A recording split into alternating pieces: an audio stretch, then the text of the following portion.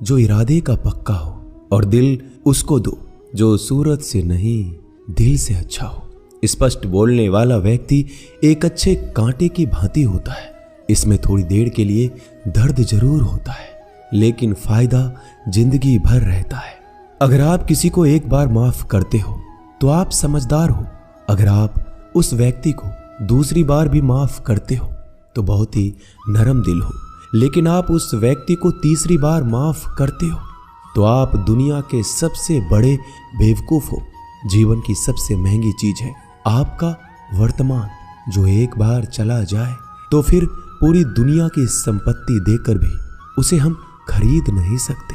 हमें हमारे विचार ही बनाते हैं, इसलिए शब्दों पर नहीं अपनी सोच पर ध्यान दो। विचार हमेशा जिंदा रहते हैं। धरती पर जिस प्रकार मौसम में बदलाव आता है, उसी प्रकार जीवन में सुख दुख आता जाता रहता है।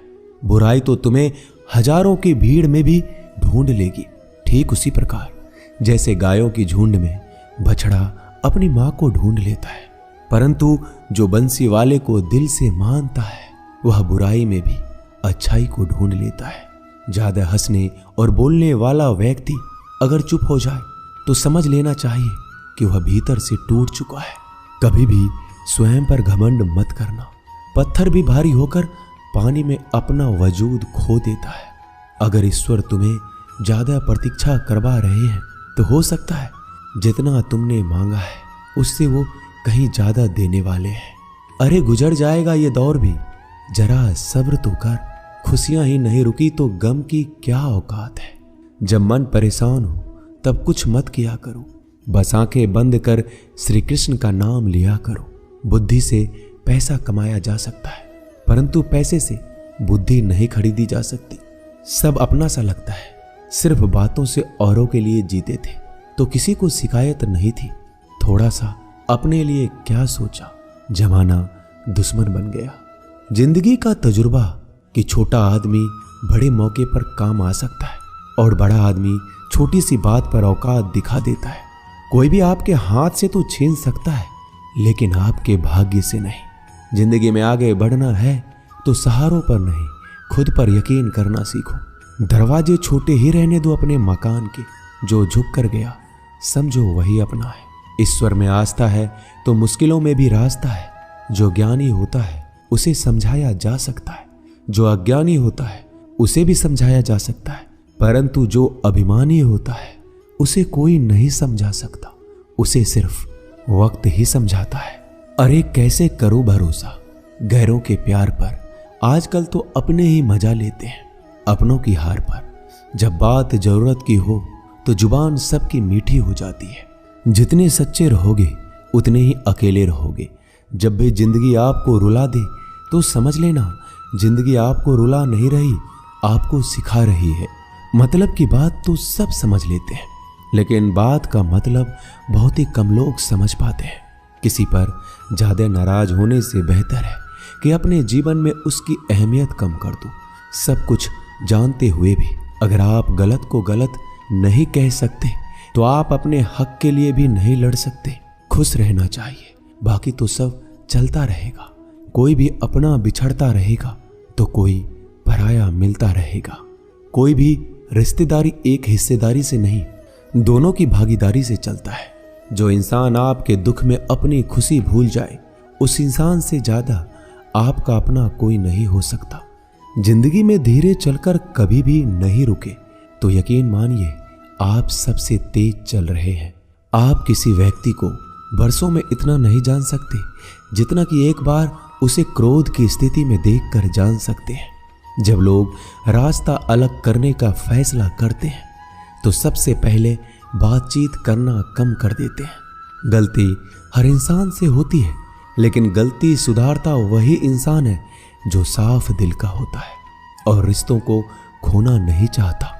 क्रोध बुरा होता है, लेकिन जहां जरूरत है वहां दिखाना भी चाहिए, नहीं तो गलत करने वालों को एहसास ही नहीं होगा कि वो गलत कर रहा है और वो आपके साथ हमेशा वैसा ही व्यवहार करता रहेगा।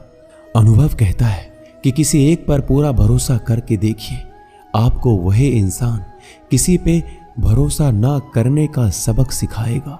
एक बात बिल्कुल सच है कि नए लोगों के साथ हम चाहे कितने भी खुश हो, लेकिन जब वो दिल दुखाता है तो पुराने ही याद आते हैं। तोड़कर जोड़ लो हर चीज, दुनिया में हर चीज की मरम्मत हो सकती है सिवाय विश्वास के। एक बार विश्वास टूट जाए तो कभी वापस नहीं जुड़ता। सच्चा स्नेह करने वाला केवल आपको बुरा बोल सकता है, कभी आपका बुरा नहीं कर सकता, क्योंकि उसकी नाराजगी में आपकी फिक्र और दिल में आपके प्रति सच्चा स्नेह होता है। माफी के हकदार गलती करने वाले होते हैं, चालाकी करने वाले नहीं। जीवन भर खुश रहना है तो खुद को ऐसा बना लो कि कोई आपके साथ हो या ना हो, आपको किसी चीज का दुख नहीं होना चाहिए। इंसान इसलिए अकेला हो जाता है क्योंकि अपनों को छोड़ने की सलाह गैरों से लेता है। जमीन अच्छी हो, खाद अच्छा हो, परंतु अगर पानी खारा हो तो फूल खिलते नहीं। भाव अच्छे हो, कर्म भी अच्छे हो, मगर वाणी खराब हो तो संबंध कभी टिकते नहीं। अपना ईमान और धर्म बेचकर कमाया गया धन अपने किसी काम का नहीं होता, अंत में उसका त्याग करें। आपके लिए यही उत्तम है। रात जितनी काली होती है, तारे उतने ही चमकीले होते हैं। दुख जितना गहरा होता है, ईश्वर उतना ही करीब होता है। कभी उसको नजरअंदाज ना करो जो तुम्हारी बहुत परवाह करता हो, वरना किसी दिन तुम्हें एहसास होगा कि पत्थर जमा करते हुए तुमने हीरा गवा दिया। जितना आप जिंदगी में व्यस्त रहोगे उतना ही देखना मस्त रहोगे। बात कड़वी है मगर सत्य है। जरूरत पड़ने पर लोग बिना रिश्ते के रिश्ते बना लेते हैं और जरूरत खत्म होने के बाद बने हुए रिश्तों से भी मुंह मोड़ लेते हैं। जिंदगी में मित्र और चित्र अगर दिल से बनाओगे तो उनके रंग जरूर निखर के आएंगे। जो समझ ना सके उसके साथ समझौता ना करो, इससे अच्छा अकेले रहो। कम से कम सुकून इस बात का रहेगा कि कोई है ही नहीं तो समझेगा कौन। आजकल लोग दिल से दी हुई इज्जत से खुश नहीं होते, दिखावे की चापलूसी करने वालों से गर्व महसूस करते हैं। विश्वास करें परंतु माँ और ईश्वर के सिवा किसी पर नहीं। लुट जाने के बाद चाहे कसूर किसी का भी हो, रूठ जाने के बाद कसूर चाहे किसी का भी हो, बात वही शुरू करता है जो बेहद प्रेम करता है। भले ही जिंदगी में अकेले रह लेना, लेकिन जबरदस्ती किसी से रिश्ता निभाने की जिद मत करना। अगर आसमान वाले के साथ आपका रिश्ता अच्छा है तो जमीन वाले आपका कुछ नहीं बिगाड़ सकते। सांपों के दांत में, बिच्छू के डंक में और इंसान के मन में कितना जहर भरा है कोई नहीं बता सकता।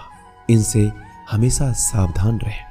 सत्य को सिद्ध करने के लिए किसी भी जिद करने की जरूरत नहीं, क्योंकि सत्य खुद सही समय पर स्वयं सिद्ध हो जाता है। जिंदगी में दो चीजों का कभी घमंड मत करना, पैसा और सूरत। गरीबी आते देर नहीं लगती और चेहरा किसी हादसे में बदलते जरा भी वक्त नहीं लगता। प्रेम से भरी हुई आंखें और श्रद्धा से झुका हुआ सर, सहयोग करते हुए हाथ, सन्मार्ग पर चलते हुए पैर और सत्य से जुड़ी हुई जीभ ईश्वर की पसंदीदा चीजें हैं।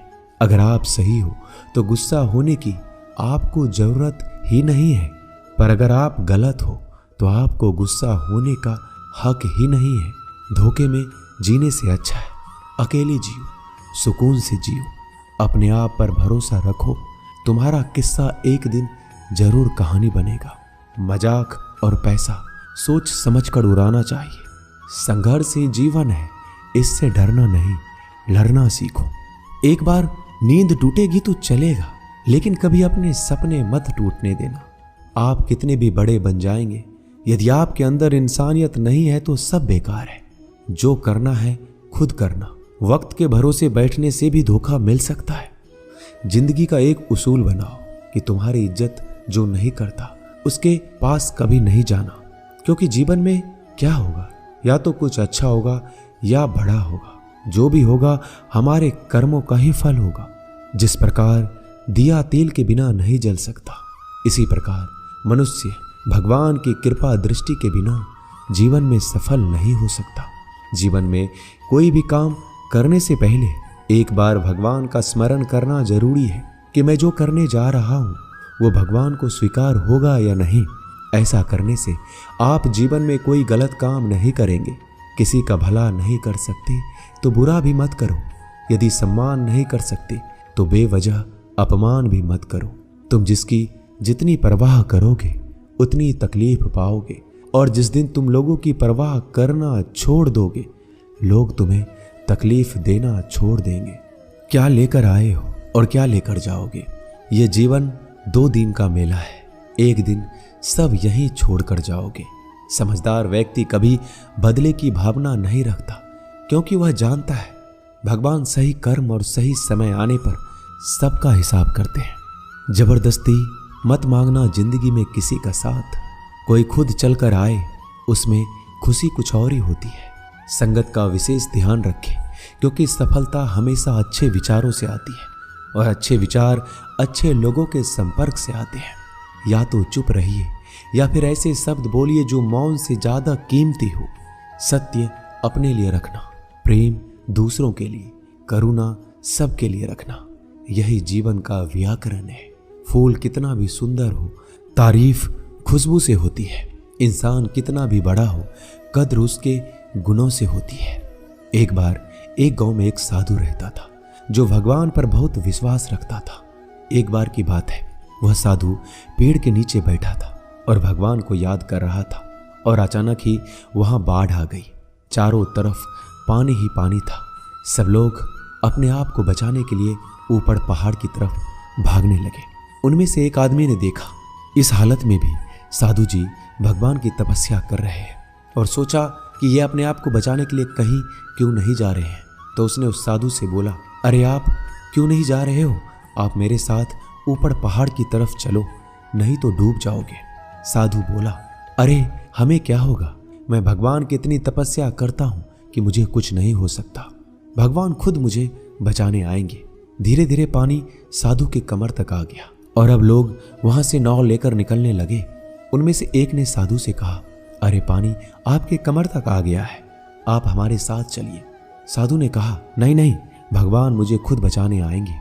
और वो नाव वाला भी वहां से निकल गया। कुछ देर बाद पानी इतना बढ़ गया कि साधु के सर तक पहुंच गया।